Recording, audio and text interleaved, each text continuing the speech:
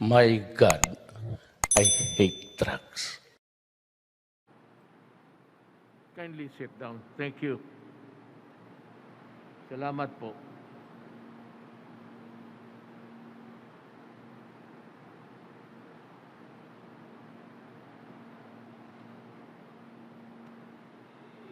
You know, madam, you asked the permission to remove your... actually, it was before I left Manila. I already ordered that the use of the face mask is, is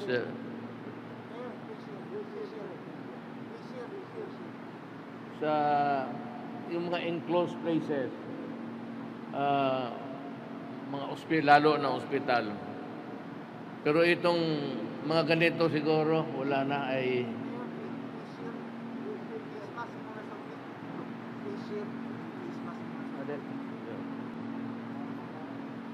I'm sorry, matanda na talaga ako. It's the face shield that you can do away with. Face mask. But if you are in an enclosed place and there is a crowd, meaning to say a sufficient number of persons that would, fight for a space or a party, you have to wear a face mask. That's the advice of the medical experts. It is not my discretion. Sabi nila, okay na lang itong face mask. Ang face shield, optional. You know, the reason why I was really vacillating noong whether or not to do entirely with the face shield is because of the COVID-5. So it has really changed our way of life, pati the way we greet people. You know, it is not a discourteous act, or it is not an obnoxious practice to, after shaking a hand, you wash yourself with an alcohol. It is an accepted norm natin ngayon. Kasi, alam mo na, for the protection. It does not mean that you find the other guy not so hygienic. It has nothing to do with that. It is really the protection of the individual if he washes his hands with a whatever that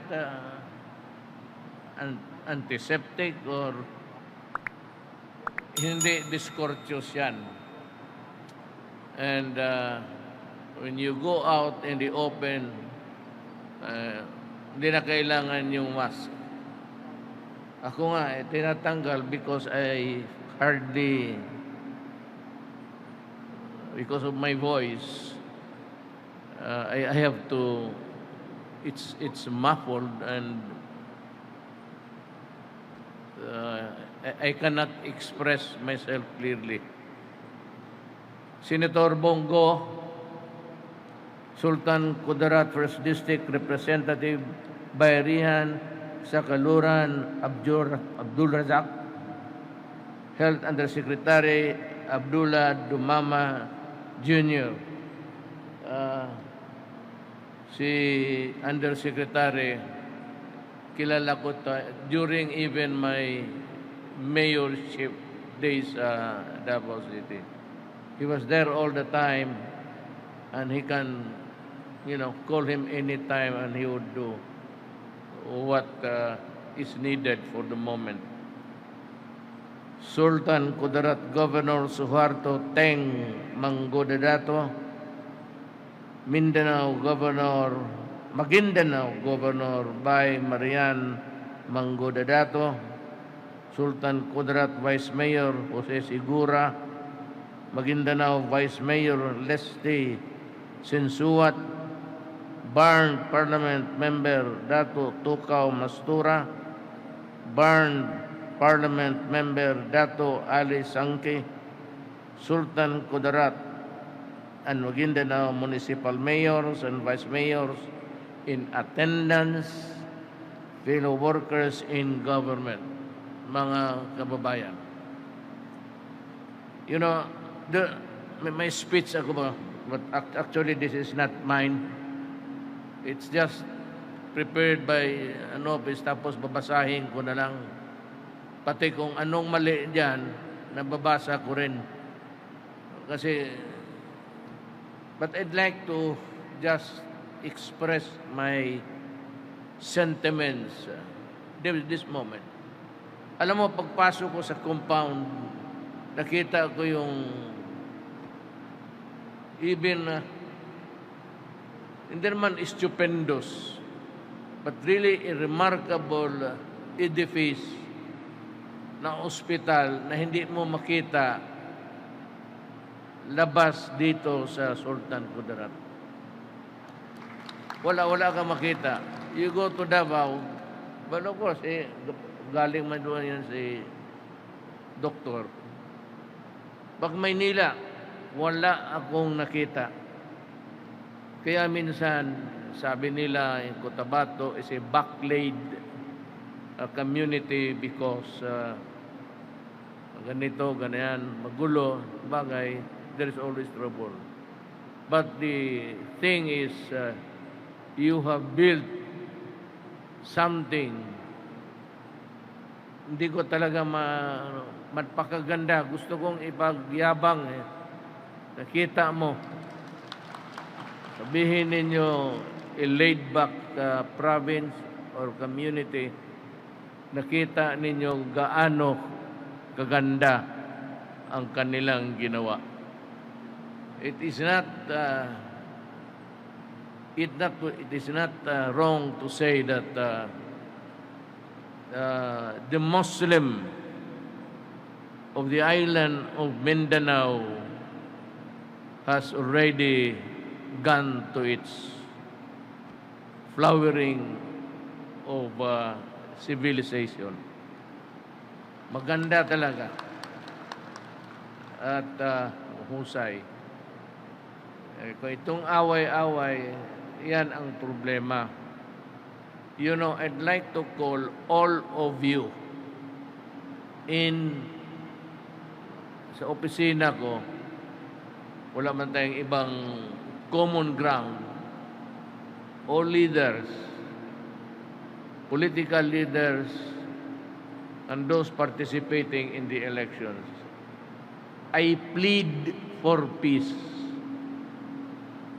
Gusto ko sana na makita ang Maguindanao, ang Sultan Kudarat, and every province, Cotabato City, na walang gulo. You know, I am hesitant really to say this. In the forthcoming election, I am still the president. And just like in the last elections that we have had during my term, sinabi ko, there will be a peaceful election. So, hindi pwede ang terrorism, lahat na, you know, I do not want yung pursahan. Ayaw ko yan, hindi tayo sanay. Hindi tayo sanay sa gano'n na every generation ipasa natin yung violence. This is the second or third generation during the time na ang tatay ko, governor ng Davao, isa lang yung malaking probinsya noon. At itong Cotabato, isa lang ring probinsya. I think the governor was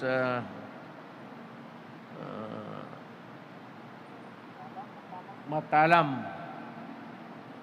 Yung dalawang probinsya ito magkadikit. Since then, we have, progress into in urban city. Cotabato has, I said, come to the age of development.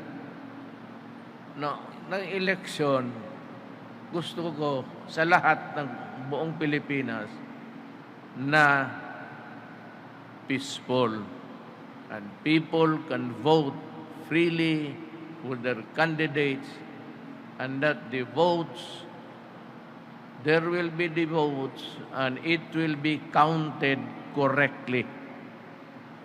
Yun lang naman ang gusto natin lahat eh. Nobody wants trouble, nobody wants cheating. But minsan, hindi kayo. But pass this message to everybody outside here. Na sabi ko, nakikiusap na ako. I'm pleading, almost praying, that people will really stick to the rule of law and avoid violence.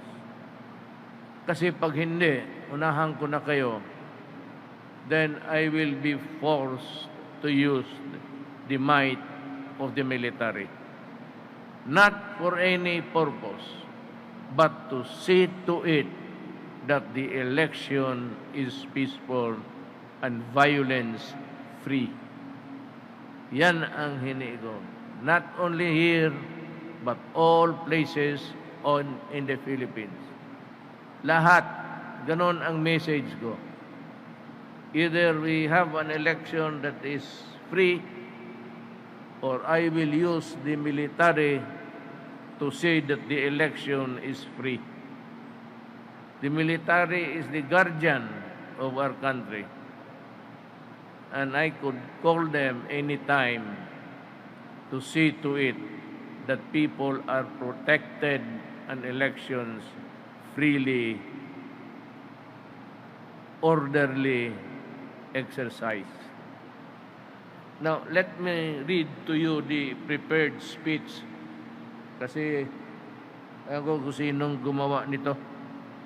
I am honored to join you today on the inauguration of the new Sultan Kudarat Provincial Hospital. Foremost, I would like to congratulate the provincial government and its partners for working hard to make this facility a reality. But before we forget, we have to honor the man who toiled tirelessly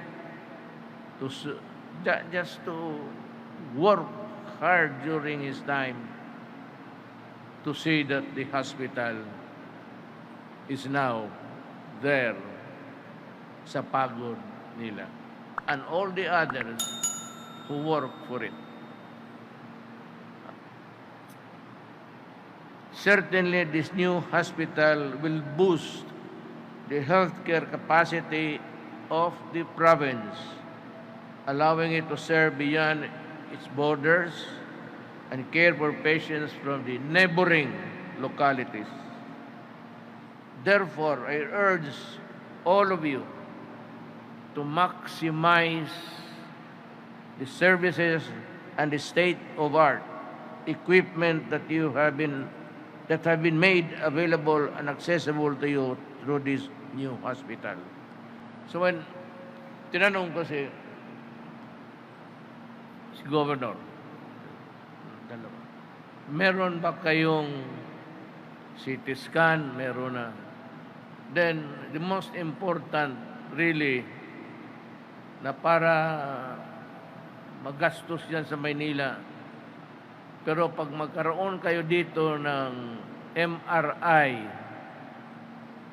hahanapin ko yung pera within my, hindi pa ito, yung naiwan ko na mga buwan. I will see to it that you will have an MRI.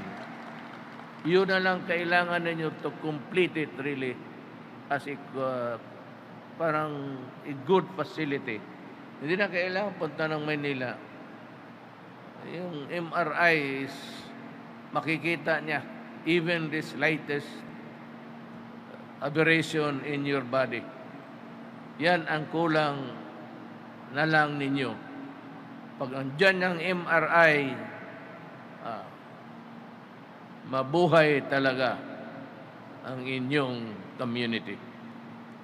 More importantly, have confidence and trust in our competent and compassionate healthcare workers and medical staff who always gave their best to take care of our well-being.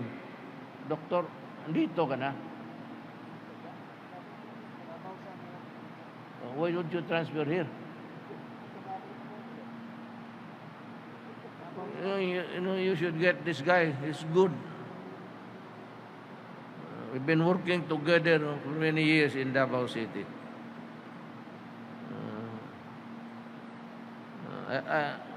Would you like that I ask the health department to transfer you here?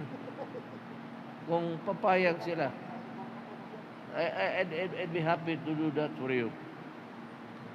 I assure you that this administration remains committed in supporting local governments, including in effectively implementing the provisions of the universal health care.